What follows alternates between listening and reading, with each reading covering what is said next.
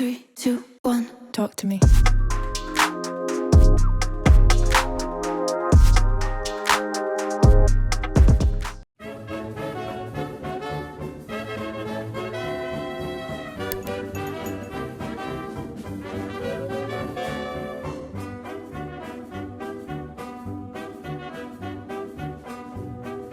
Paris, 1919.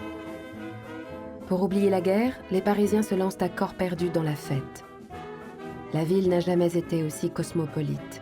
Un vent de liberté souffle qui attire jazzmen, peintres, écrivains, intellectuels du monde entier. C'est ici, au cœur de l'Empire français, que par un étonnant paradoxe vont naître les luttes anticoloniales. À l'ombre de ce Paris des années folles, un Paris inconnu va émerger. Celui des invisibles, venus des colonies pour travailler, mais aussi s'exprimer et finalement s'engager. Dans ce Paris-là vont se rêver les contours d'un monde futur porté par quelques visionnaires. Ils ne savent pas eux-mêmes qu'ils sont à l'aube d'un renversement impensable, le renversement des empires coloniaux. Parmi ces pionniers, 3 hommes vont écrire chacun l'une des pages les plus importantes de l'histoire de leur pays. Un certain Nguyen Thanh Tan vient de l'Indochine française. Il s'agit du futur Ho Chi Minh. Messali Hadj, né dans un département français de l'Algérie, traverse la Méditerranée pour améliorer sa condition et celle de son peuple. Lamine Senghor, tirailleur sénégalais, a servi la France dans les tranchées et l'a payé de sa santé. Il deviendra l'un des précurseurs de la conscience noire.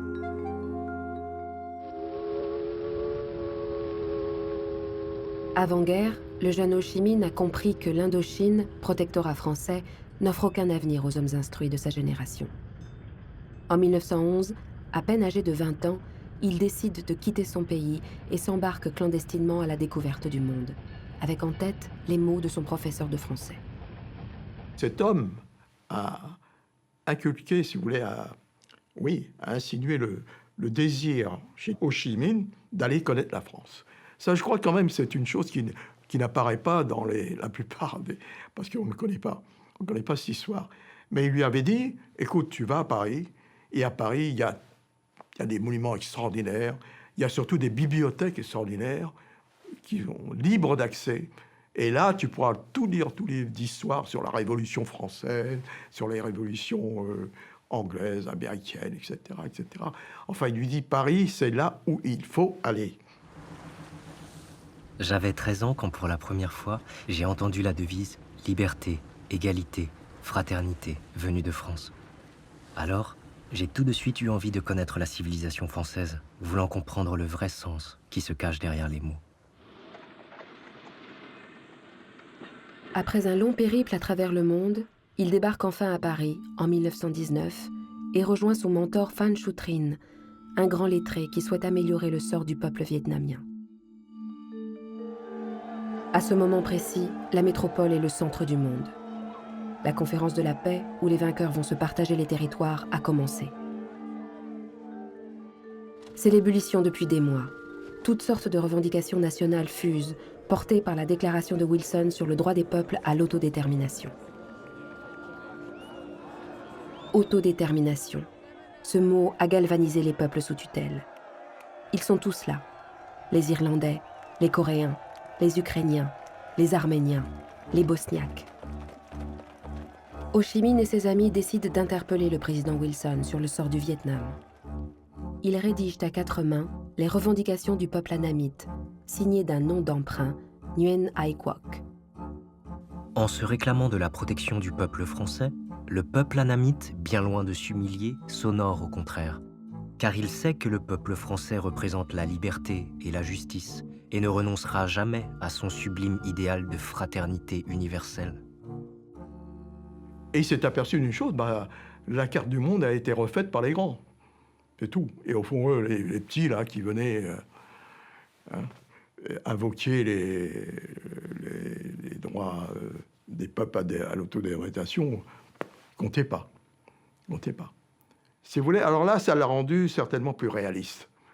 C'est un peu, peut-être que sa crédulité ou sa naïveté s'est un peu dissipée à ce moment-là. Et en tout cas, sur place, à l'intérieur de la France, je pense qu'il était déjà clair pour lui, que jamais la France ne renoncerait à ses colonies, à son empire colonial. Cette lettre ne sera jamais lue par Wilson, mais elle est le déclencheur d'une surveillance policière à l'échelle de la métropole. Pour retrouver son auteur, le ministère des colonies met sur pied, en cheville avec la préfecture de police de Paris, le CAI, Service de contrôle et d'assistance aux indigènes des colonies. Sous ce nom se cache un réseau d'espionnage chargé de les infiltrer. Tout d'abord, Nguyen Ai Quoc cache derrière un nom d'emprunt sa véritable identité. Nguyen Ai Quoc signifie tout simplement Nguyen le patriote. Nguyen Ai Quoc se dit anamite. L'est-il en réalité? Qui le prouve? Il se mêle à notre politique, fait partie de groupements politiques, prend la parole dans des réunions révolutionnaires et nous ne savons même pas en présence de qui nous nous trouvons. Il existe de nombreuses interactions entre les activistes chinois et vietnamiens, dont Ho Chi Minh. D'ailleurs, dans les rapports de surveillance de la police, il y a souvent des doutes sur l'origine des personnes. On confond les différentes nationalités asiatiques et on les met toutes dans le même sac. Ce qui prouve à la fois que la police française ne sait pas toujours qui est qui, mais aussi qu'il y a réellement des interactions et des échanges entre les deux groupes.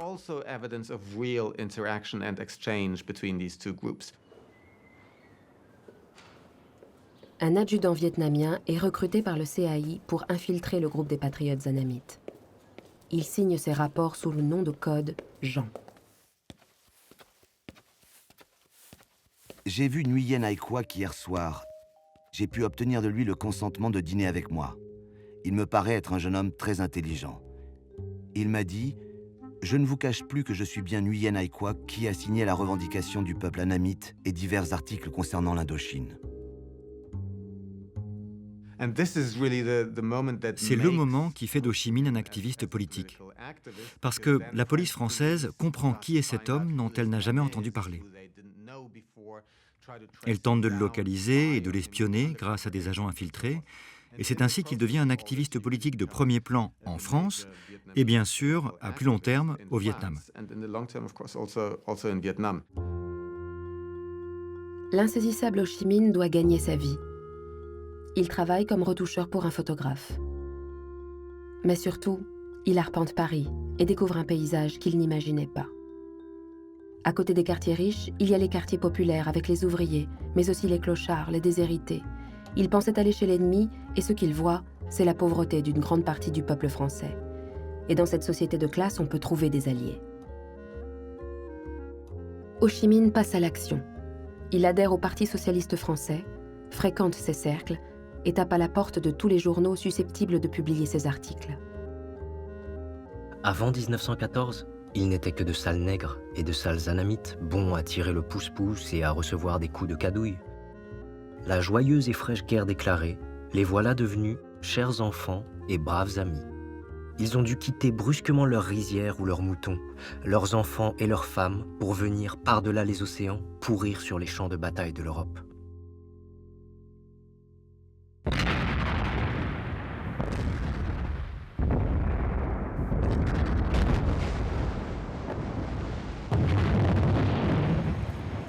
Durant les 4 années de guerre, des centaines de milliers de coloniaux ont en effet été appelés en renfort.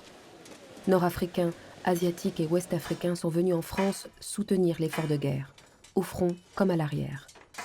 Le destin de ces hommes va en être bouleversé. Parmi eux, au front, un jeune paysan du Sénégal, Lamine Senghor.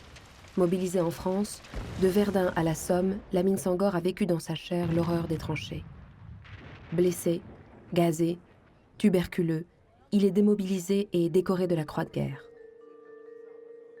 Il obtient la nationalité française et après la guerre, un emploi de facteur à Paris, où il s'installe avec sa femme rencontrée à Fréjus, à l'arrière du front.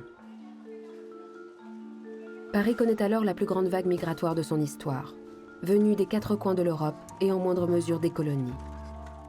Des communautés ethniques se forment avec leur société d'entraide, comme la Fraternité africaine, l'Association mutuelle des Indochinois, la Fraternité musulmane. Pour l'État français, Il s'agira de contrôler à tout prix celle qui pourrait se politiser et semer le trouble dans l'Empire depuis la métropole. Alors, Lamine Senghor, donc, qui travaille comme facteur au PTT, va également être en contact avec les milieux africains de Paris, notamment une organisation qui s'appelle la Fraternité africaine, dans laquelle il y a pour l'essentiel des Sénégalais. Il est donc dans cette mouvance. Et il va demander, à un moment, pour des raisons de santé, à être rapatrié au Sénégal. Et à ce moment-là, Lamine Senghor est approché par le service de contrôle et d'assistance des indigènes en France, plus connu sous les initiales de CAI, qui va en quelque sorte lui mettre un deal entre les mains, de lui dire que s'il donne des informations sur ce qui se dit, sur ce qui se fait au sein de la fraternité africaine, eh bien que ça faciliterait sans aucun doute sa demande de rapatriement au Sénégal. Et donc Lamine Senghor devient l'agent Martin. Je suis allé à la porte Saint-Denis, où j'ai rencontré une vingtaine de Noirs et quelques femmes, dont beaucoup de blanches. Il y avait là un Diallo Samba qui voulait fonder une société mutuelle. Un autre participant, Lo Amadou, lui dit « Si vous n'avez pas un Européen assez fort et assez riche pour être à la tête de votre société, je vois 1000 obstacles devant vous de la part du ministère des colonies. » « Mais nous ne faisons pas de politique, » répond Diallo Samba. « Le ministère devrait plutôt nous encourager. » « Vous ne pourrez pas vous empêcher de faire de la politique, » répond Lo Amadou, « car vous aurez envie de défendre vos adhérents contre les injustices qui se font journellement aux Noirs, à Paris. » Malgré sa coopération, Lamine Senghor n'a toujours pas la réponse à sa demande de rapatriement avec sa femme au Sénégal. Le service de contrôle des indigènes souhaite sans doute garder sous le coude un agent précieux. Mais ce n'est pas la seule raison. Là où à Paris, c'était acceptable d'avoir des couples mixtes, ça faisait un petit peu peur de renvoyer ces couples mixtes outre-mer parce que ça remettait un peu en question toutes ces questions de prestige colonial qui jouaient vraiment sur, à l'époque, une hiérarchie des races et des sexes, avec tout en haut l'homme blanc, puis la femme blanche, et ensuite, évidemment, les colonisés. Donc, l'idée qu'une femme blanche puisse épouser un homme noir, ça renversait cette hiérarchie et ça changeait un petit peu la donne, d'une manière qui faisait très peur aux autorités. Face à un empire où les indigènes n'ont ni liberté de mouvement, ni liberté d'expression, la ville lumière ouvre l'horizon des possibles. Un autre homme se met en route vers ce phare. Il connaît déjà la France pour y avoir fait son service militaire. Il est né en Algérie. Il s'appelle Messali Hadj. Un jour d'octobre 1923, je me suis finalement retrouvé à Paris, à la gare de Lyon, comme un arbre déraciné. J'étais là, debout, fortement impressionné par la circulation, le va-et-vient des voyageurs, le bruit et toute cette animation qui régnait autour de moi. La petite chambre où je me suis installé donnait sur la gare et le boulevard Diderot. La première nuit, je ne fis que me retourner sans cesse dans mon lit, comme un méchoui sur le feu. Ce n'est que vers 2 heures du matin que j'ai pu m'assoupir pendant quelques heures. Jamais je n'ai oublié ces 2 ou 3 nuits passées dans cet hôtel à cause de l'intensité du bruit. Quelle différence avec Tlemcen, ma petite ville chérie, son calme et son air printanier.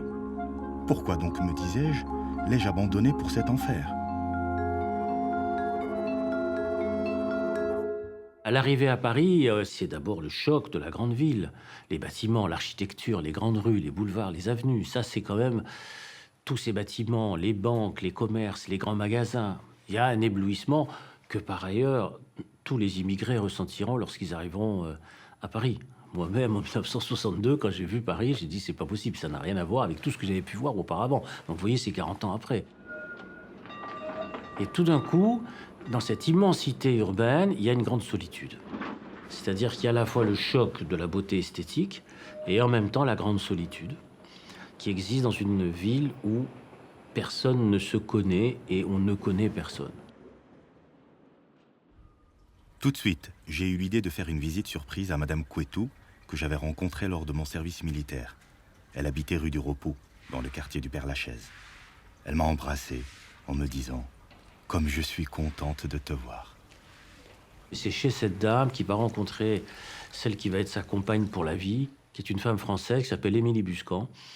Ils vont tomber amoureux l'un de l'autre, ils vont vivre ensemble, et elle a une particularité, c'est qu'elle est fille de militants anarchistes, militants anarcho-syndicalistes, est une militante très engagée, et qui va très vite devenir très fusionnelle avec Messalis. C'est-à-dire qu'ils vont partager ensemble la bataille contre les injustices, contre les inégalités, contre le racisme.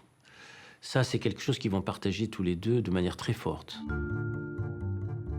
Au premier rang de ces injustices, le sort fait aux Algériens, qui ont payé un tribut de 25 000 tués à la Grande Guerre. Devenu sergent, Messali Hadj constate qu'il gagne 7 fois moins qu'un Français. Mais lorsqu'il s'adresse à son administration, on lui répond qu'en sa qualité d'indigène, il ne peut jouir de tous les droits réservés aux Français. Ils ont un statut tout à fait particulier, dans la mesure où ils ne sont pas français, puisque indigènes musulmans en Algérie, ils n'ont pas la citoyenneté française, la nationalité française. Mais puisque l'Algérie, c'est la France, ils ne sont pas non plus des étrangers, puisqu'ils viennent d'un territoire considéré comme français. Donc ils ne sont, par conséquent, ni français, ni étrangers. Ce sont des hommes qui sont en fait des hommes invisibles. J'habitais à cette époque le 20e arrondissement, où vivait côte à côte une importante classe ouvrière, des artisans et une bourgeoisie en voie de développement. Il y avait également une petite colonie algérienne qui n'avait pas le droit de voter. Nous étions alors des sujets français, soumis à la loi du Code de l'indigénat et astreints à tous les devoirs, sans aucun droit. À l'usine où il travaille, Messali découvre la condition ouvrière, et notamment celle des Algériens, victimes d'inégalités salariales et de brimades en tout genre. Cette expérience va aiguiser sa conscience politique. Il lui reste à trouver le cadre de sa révolte.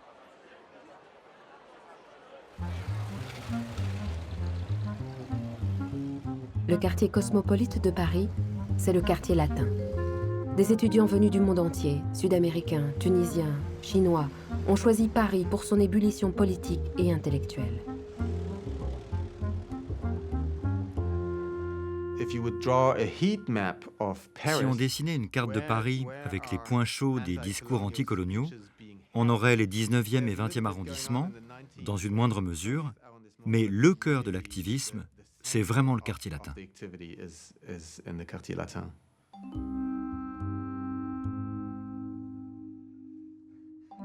Le 9 de courant, Nguyen Ai Quoc s'est rendu à 2 reprises à la bibliothèque Sainte-Geneviève, place Panthéon, et il est allé 44 rue de la Clé chez un nommé Tran Van Quoc. Le 10, il s'est rendu à la bibliothèque Sainte-Geneviève et il est resté jusqu'à 16h.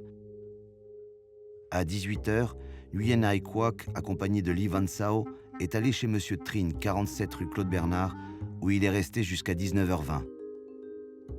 De là, il est retourné à la bibliothèque Sainte-Geneviève.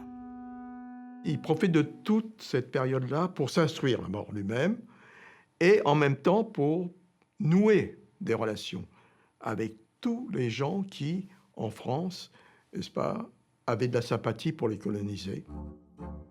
Ho Chi Minh, avec une audace remarquable, s'est rapproché de tous les alliés possibles à Paris. Après son adhésion au Parti socialiste, il entre à la franc-maçonnerie, entretient des contacts étroits avec la Ligue des droits de l'homme et les milieux anarchistes. Mais le grand tournant pour Ho Chi Minh, c'est le congrès de Tours en décembre 1920. Ce qui est en question, c'est l'adhésion du Parti socialiste français à la 3e internationale communiste fondée par les bolcheviks. Parmi les 21 conditions posées, la 8e exige de mener par des actes le combat anticolonial. C'est alors qu'Ho Chi Minh monte à la tribune. Camarades, je viens aujourd'hui comme socialiste protester contre les crimes abominables commis dans mon pays d'origine. La liberté de presse et d'opinion n'existe pas pour nous, pas plus que la liberté de réunion ou d'association. En Indochine, on fait tout ce qu'on peut pour nous intoxiquer avec l'opium et pour nous abrutir avec l'alcool. Voilà, camarades, comment plus de 20 millions d'anamites sont traités. Le Parti socialiste se doit de mener une action efficace en faveur des indigènes opprimés. Camarades, sauvez-nous!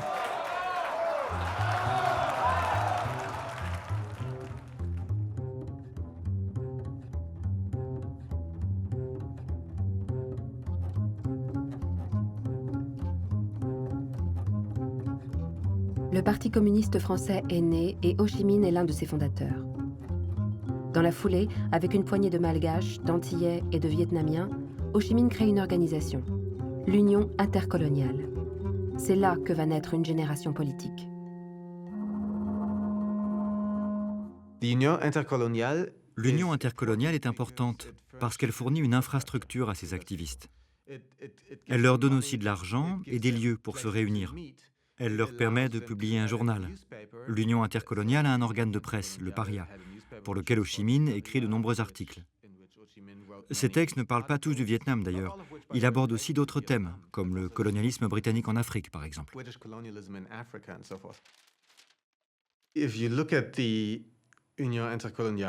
L'Union intercoloniale va exister de 1921 à 1926 approximativement, soit seulement 5 ans.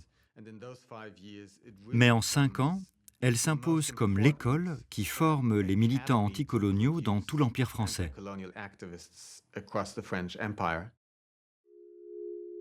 L'Union intercoloniale, nid d'activistes issus de toutes les régions de l'Empire français, est dans le viseur des services de renseignement, qui demande à sa nouvelle recrue Lamine Sangor de l'infiltrer. Vendredi 26, vers les 9h du soir. Étant de passage dans la rue Monge, j'en ai profité pour voir s'il y avait quelqu'un au bureau du Paria. Dimanche 28, je suis allé demander mon admission comme membre actif de l'Union intercoloniale. Ma demande est reçue. Signé Martin. Lamine Sangor aurait pu faire un excellent indicateur, mais voilà. Un événement va faire dévier sa trajectoire. Il est appelé comme témoin à un procès qui va secouer le milieu noir parisien. Ce procès oppose l'homme politique Blaise Diagne à l'écrivain René Maran. Dans un article des Continents, journal panafricain, René Maran accuse le sous-secrétaire d'État aux colonies, Blaise Diagne, d'avoir touché de l'argent pour le recrutement des conscrits indigènes en Afrique. Appelé à la barre pour défendre le journal, le blessé de guerre Lamine Sangor dresse un réquisitoire vibrant contre les traitements infligés aux tirailleurs pendant la Grande Guerre. C'est là que Lamine Sangor se révèle à lui-même et à l'opinion publique. Au lieu de s'attarder à prouver combien de centimes le grand négrier touche par tête de Sénégalais qu'il recruta, il aurait fallu faire passer devant lui toute une procession d'aveugles, de mutilés, de veuves et d'orphelins.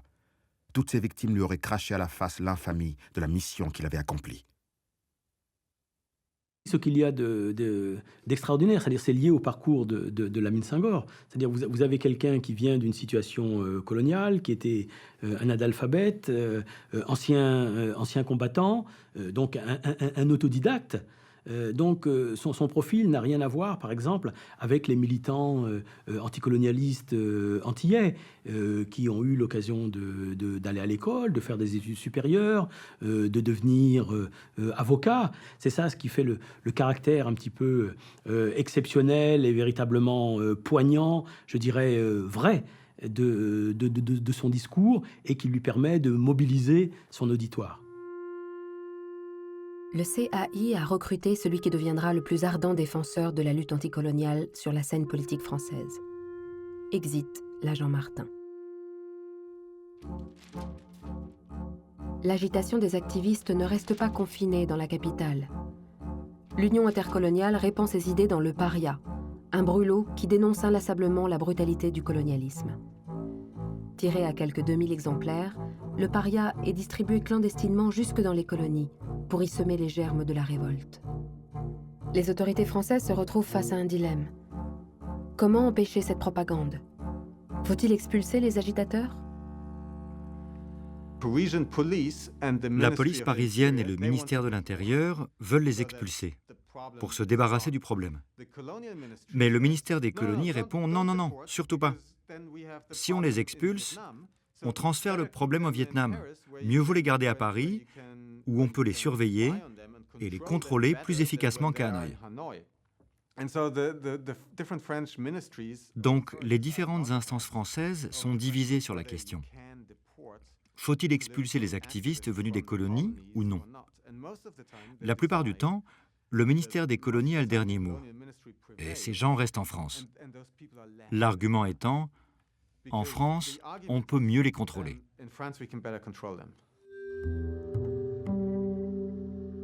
Le CAI est sur les dents et recherche un certain Nguyen Ai Quoc. 19 septembre 1923. Nguyen Ai Quoc est devenu un sujet de particulière préoccupation. Il a disparu depuis plusieurs semaines. Parti passer quelques jours en Savoie, avait-il annoncé. Il n'est pas revenu à Paris. La prolongation de cette absence est d'autant plus étrange que, selon nos informations, Nguyen Ai Quoc n'avait sur lui que 200 francs au moment de son départ. Son bagage était également des plus légers. Il a même laissé une partie de son linge à Paris. Ses compatriotes s'étonnent et s'inquiètent de cette absence, et Phan Chu Trinh a même accusé un de nos agents secrets de l'avoir fait arrêter ou assassiner. 17 octobre 1923. La piste de Nguyen Ai Quoc a été retrouvée. D'après nos informations, Nguyen Ai Quoc se serait rendu à Moscou grâce au soutien financier de l'Union intercoloniale. La Sûreté générale, à qui j'ai communiqué les renseignements, m'a laissé entendre que tous les jours, des personnes appartenant au Parti communiste français se rendaient en Russie et qu'aucune surveillance efficace ne pouvait être exercée pour l'éviter. Il est plus que probable que Nguyen Ai Quoc se soit rendu en Russie afin de s'entendre avec les soviets sur la forme qu'il aurait lieu de donner en Indochine à la propagande communiste. Ho Chi Minh a quitté Paris, convaincu qu'il ne peut plus y agir. C'est depuis Moscou, et plus tard la Chine, qu'il pourra faire avancer sa cause.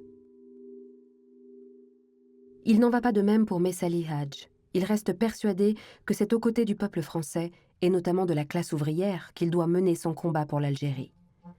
Sous l'influence de quelques camarades, il adhère au seul parti de l'engagement radical anticolonialiste, le Parti communiste français.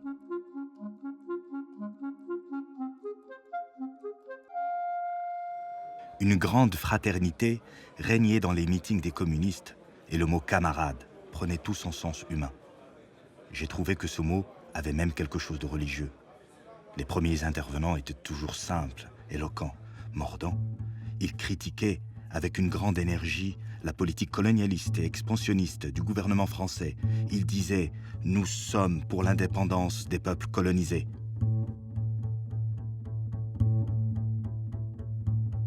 Si le Parti communiste porte sa voix contre le colonialisme, l'événement qui va incarner la lutte anticoloniale dans les années 20, c'est la guerre du Rif.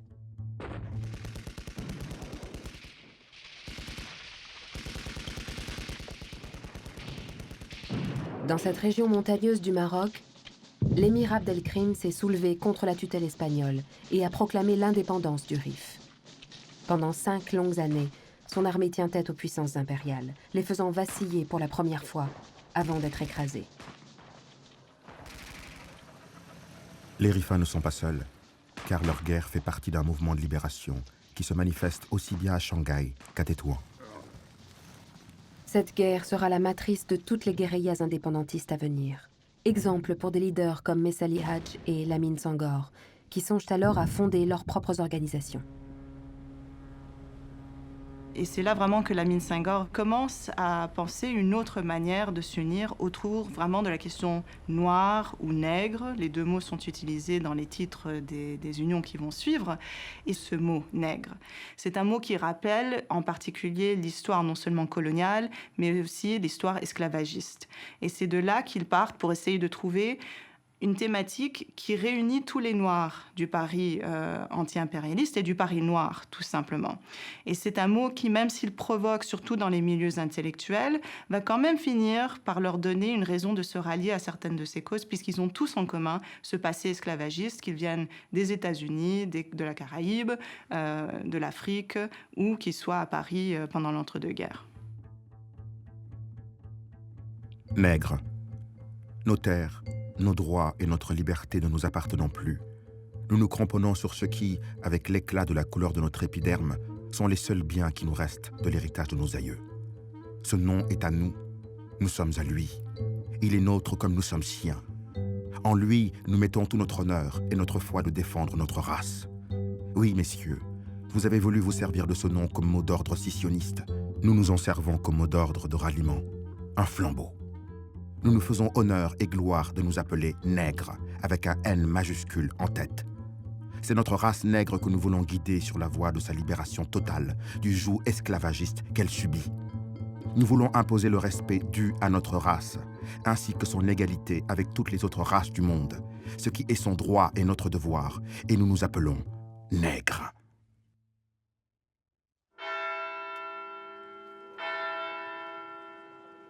Mais Salih Hadj lui aussi veut créer son propre mouvement. Il cherche des alliés, des têtes pensantes parmi les étudiants tunisiens et marocains qui commencent à affluer à Paris. À l'été 1926, dans le quartier latin, il rencontre pour la première fois les étudiants en droit tunisiens Habib Bourguiba et Chadli Karala. Ils envisagent de fonder un mouvement. Ce sera l'Étoile nord-africaine. Le 2 juillet, le comité central est élu et met Salih Hadj nommé secrétaire général. Il a 28 ans. Avec ses compagnons, ils vont pour la première fois oser revendiquer l'indépendance. Ils avaient cette espèce de modernité aussi, hein, je veux dire politique, de volontarisme politique, très fort. Et puis, sans tabou. Ils sont transgressifs, quoi. Ils ne sont pas dans la coutume religieuse traditionnelle, etc. Pourquoi? Mais parce que les religieux traditionnels en Algérie, à cette époque-là, ils ne sont pas pour l'indépendance de l'Algérie. Les oulémas ne sont pas pour l'indépendance de l'Algérie. Donc, eux sont transgressifs. Eux, ils disent, nous voulons l'indépendance de l'Algérie, mais pour cela, il faut transgresser. Il faut, disons, ne pas hésiter à passer des alliances, ne pas hésiter à avoir des amis, ne pas hésiter à sortir, ne pas hésiter à sortir, entre guillemets, du ghetto culturel et politique. Ils ont ça dans la tête.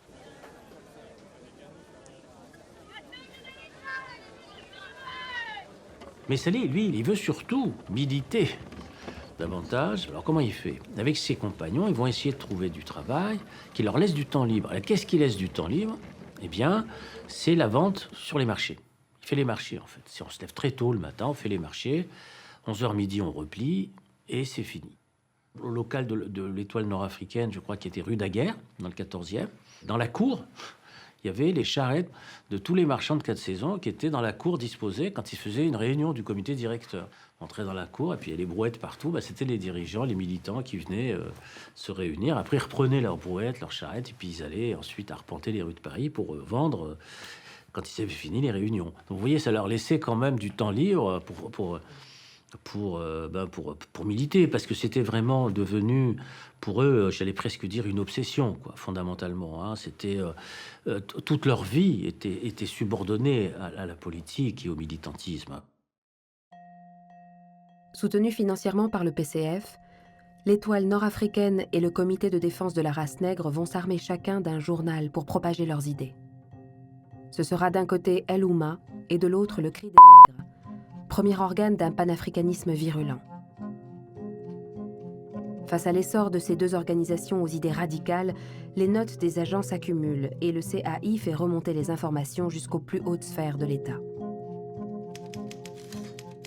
Monsieur le préfet de police, suivant une information que vient de me faire parvenir le département des Affaires étrangères, les délégations réunies au Congrès anticolonial de Bruxelles auraient résolu de fonder une ligue contre l'impérialisme et pour l'indépendance nationale, ligue pourvue d'un comité exécutif dont le siège serait à Paris.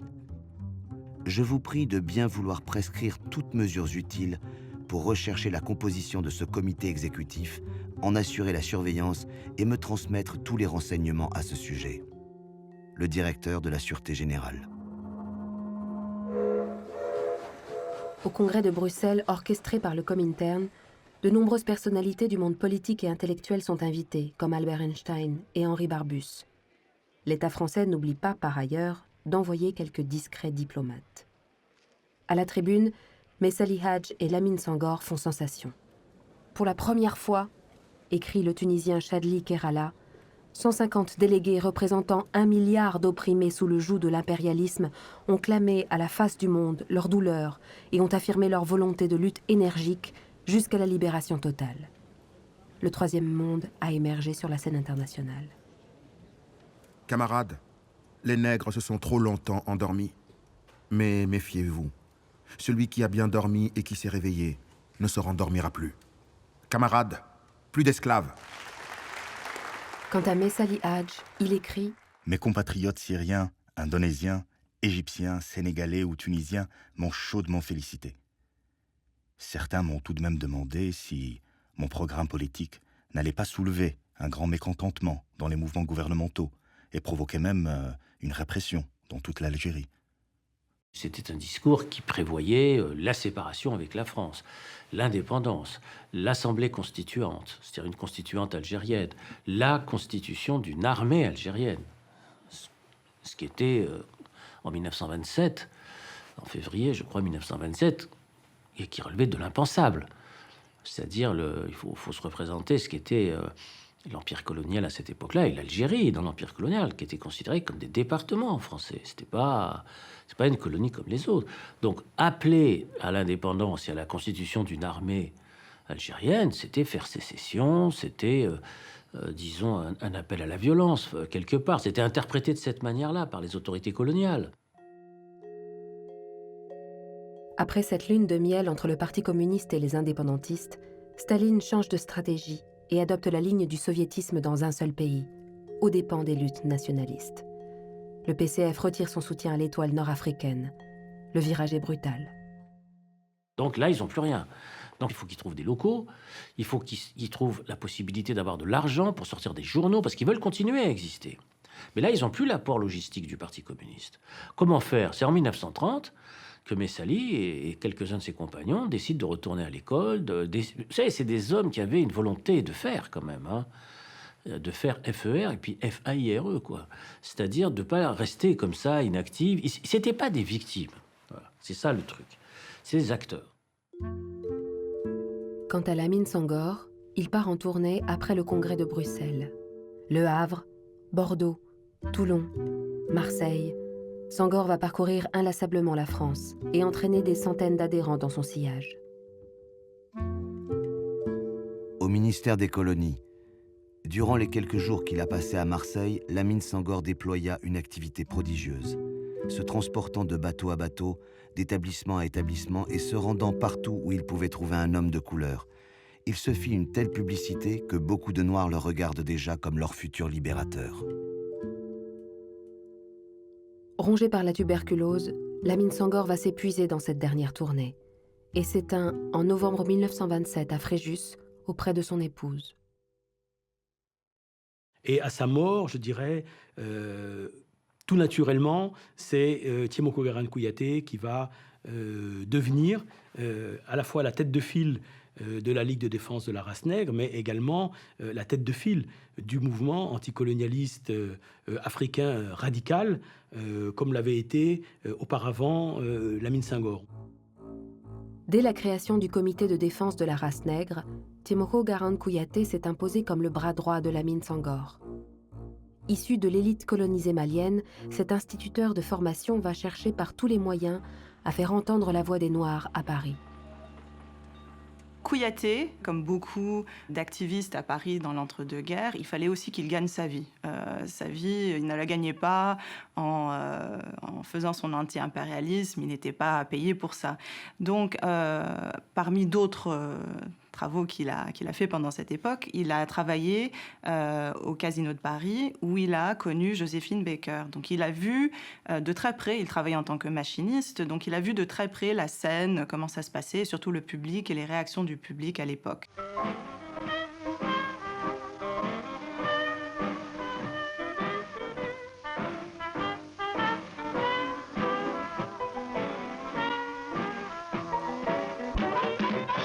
Ce public parisien est secoué, ébloui. Il découvre le jazz, Duke Ellington, Joséphine Baker et des boxeurs comme Al Brown.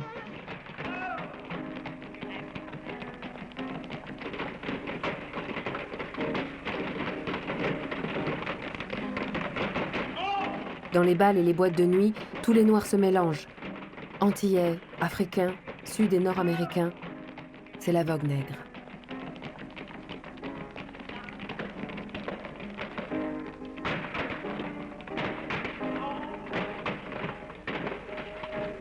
Devant ce succès de la vogue noire auprès du public parisien, Kouyaté a l'idée d'organiser des bals. Pour commencer, il choisit un lieu stratégique. Ce sera Saint-Denis, quartier ouvrier de la banlieue parisienne. Et l'idée là-bas, c'est vraiment d'essayer de faire circuler ces idées parmi les populations ouvrières de Saint-Denis. Et il organise un dancing, il invite des personnalités connues du Paris de l'époque. Et donc, ce croisement entre le culturel et le politique va se jouer à travers souvent ces espaces d'amusement qui sont aussi des espaces politiques en réalité.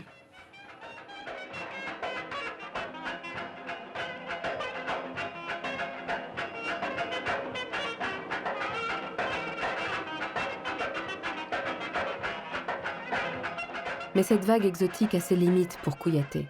Exaspéré par l'image superficielle que les Noirs donnent d'eux-mêmes, réduits à des amuseurs de la nuit parisienne. Boîte de nuit, Montparnasse, c'est Rupin.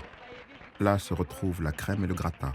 Orchestre nègre, miaulement de saxophone, des femmes du monde et leurs compagnons en tournée. L'une d'elles, petite, sèche comme le pain d'un chômeur, minaude. C'est gentil, c'est noir. Comme elle dirait, il est mignon ce petit chien. Et oui, vous ne nous connaissez que sous cet aspect, le nègre qui rit, l'amuseur pour gens oisifs. Mais derrière ses lèvres largement épanouies, il y a des dents qui grincent parfois.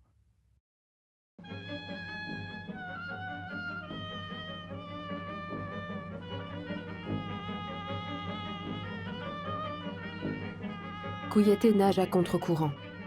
En 1931, l'exposition coloniale, vitrine de l'Empire qui célèbre la plus grande France, suscite un engouement immense. 34 millions de visiteurs. La France est à l'apogée de sa fascination pour l'exotisme colonial.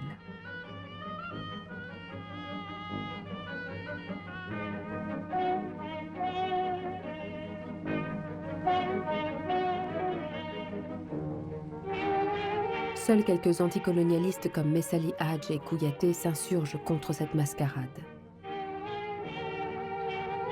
Les Parisiens et les Français de province étaient conviés à l'expo pour admirer les indigènes et leur façon de vivre. Un peu comme on regarde les animaux au zoo. Derrière l'image idyllique de l'Empire français, la réalité est tout autre. La crise économique mondiale s'est invitée en France, et avec elle la misère et la xénophobie. Une vague d'antiparlementarisme secoue la France, alimentée par des scandales politico-financiers. Le 6 février 1934, une manifestation menée par des associations d'anciens combattants et des ligues d'extrême droite est l'occasion d'un déchaînement de violence.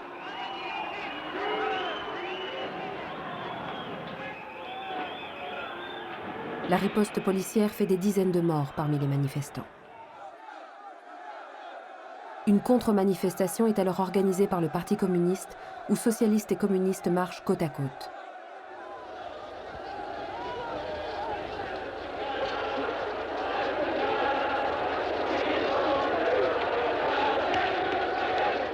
Pas d'hésitation. À l'appel de Messali, des milliers de Nord-Africains manifestent, à Paris, Marseille et même à Alger. La place de l'Étoile nord-africaine se trouve à côté du peuple français, avec le prolétariat, dont le combat pour les libertés démocratiques, le travail, le pain, la dignité. Désormais visible sur la scène politique, le mouvement de Messali Hadj devient l'une des cibles privilégiées de la presse d'extrême droite.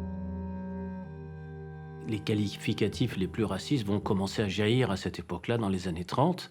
Les Boudioul, les Arabes, enfin bon, bref, tous les qualificatifs possibles, inimaginables, qu'on trouve dans une presse d'extrême droite qui est extrêmement puissante dans les années 30, avec des tirages très importants, et qui mène des enquêtes à cette époque-là pour expliquer que ces populations sont porteuses de maladies, sont porteuses surtout de syphilis, puisque c'est associé à la question sexuelle, hein, l'immigration, ça c'est très important.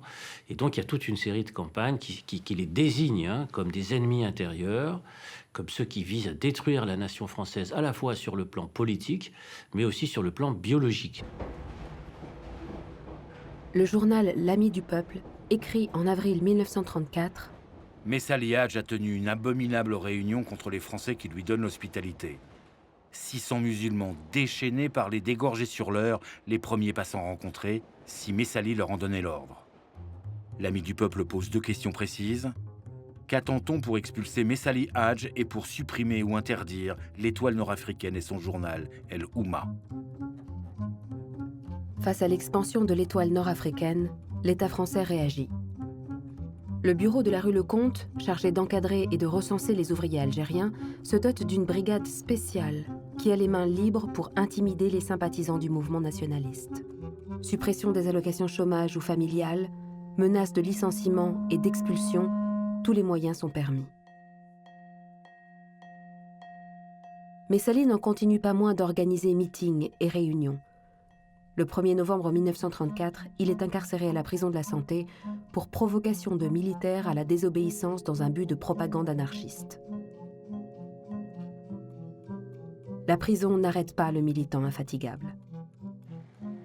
Mais avec la montée du nazisme et du fascisme en Europe, il va se trouver, comme les autres militants anticolonialistes, dans une situation intenable. En 1935, l'Italie de Mussolini envahit l'Éthiopie. Les anticolonialistes comme Messali et Kouyaté, révoltés par cette agression contre l'un des seuls pays africains non colonisés, mènent une campagne de soutien aux Éthiopiens. Ils ne sont pas seuls. Devant la montée des périls, les forces de gauche se mobilisent. En 1935, effectivement, l'invasion de l'Éthiopie, meeting de la Ligue de défense de la race nègre, grand meeting de solidarité, il y a des communistes, etc., qui viennent. Enfin bon, tout ça est OK. Mais en 1935, Staline décide, tout ça c'est fini. Il y a eu la montée du nazisme, et donc tout ce qui peut apparaître comme mouvement anticolonialiste dans le contexte de l'époque n'est pas bien vu, puisque tout mouvement anticolonialiste affaiblit les métropoles, les métropoles coloniales face à l'Allemagne et face à l'Italie. Pour des gens comme Messali et tous ses camarades, etc., ils sont confrontés à un problème redoutable. C'est-à-dire rester sur leur position anticoloniale et ne pas verser dans le compagnonnage avec le nazisme et le fascisme. C'est ça toute la difficulté.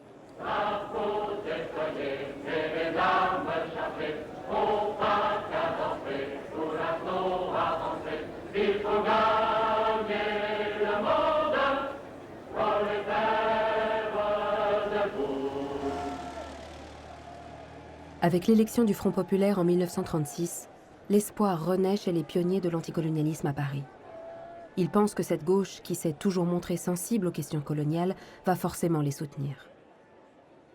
Avec l'arrivée du Front populaire, Timoko Garan Kouyaté abandonne des positions révolutionnaires pour se mettre sur des positions de type réformiste.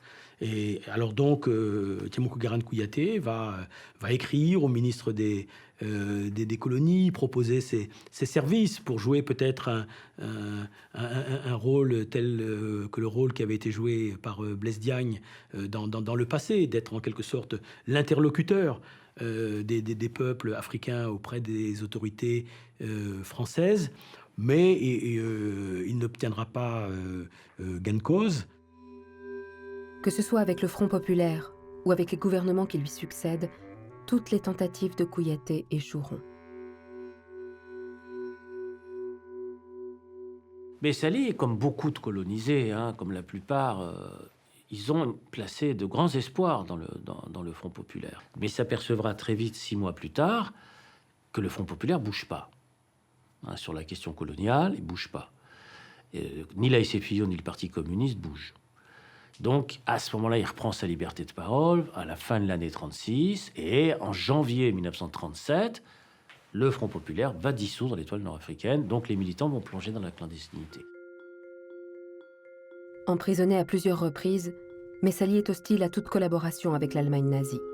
Mais il ne se range pas sous le drapeau français pour autant. Fidèle à ses convictions, il refusera toutes les avances des gouvernements successifs, jusqu'à celle de Vichy. Comme il refuse Messali, il va être mis au bagne. Arrêté, lambaise, sourcils rasés, crâne rasé, fer aux pieds, terminé. Il ressortira qu'en 1945. Messali Hadj quittera la France pour fonder un nouveau parti en Algérie. Il n'a pas conquis le pouvoir, mais il est considéré aujourd'hui comme le père du nationalisme algérien. le destin de Kouyaté est plus trouble. C'est dans les archives de Mauthausen, camp de concentration nazi, qu'on a retrouvé sa trace. Il y est mort en 1944. Que s'est-il vraiment passé? On sait qu'il a tenté de nouer des alliances avec le gouvernement de Vichy, puis l'occupant allemand. Traître ou résistant? Le mystère n'a pas été élucidé sur ce précurseur dont on ne dispose que de 2 photographies, avec une certitude. Il a déployé toute son énergie pour la cause anticoloniale et s'est sans doute perdu en chemin. Quant à Ho Chi Minh, il ne reviendra en France que pour négocier l'indépendance du Vietnam, en 1946. C'est pourtant le même homme qui écrivit cette lettre en 1911 sur le paquebot où il s'était embarqué. Monsieur le Président de la République, j'ai l'honneur de solliciter de votre haute bienveillance la faveur de suivre les cours de l'école coloniale comme interne. Je suis entièrement dénué de ressources et avide de m'instruire. Je désirerais devenir utile à la France. En attendant votre réponse que j'espère favorable, agréez, Monsieur le Président, l'assurance de ma reconnaissance anticipée. La demande n'aboutira pas. La France a sans doute perdu un administrateur hors pair. À la place, Ho Chi Minh est devenu l'icône de la nation vietnamienne.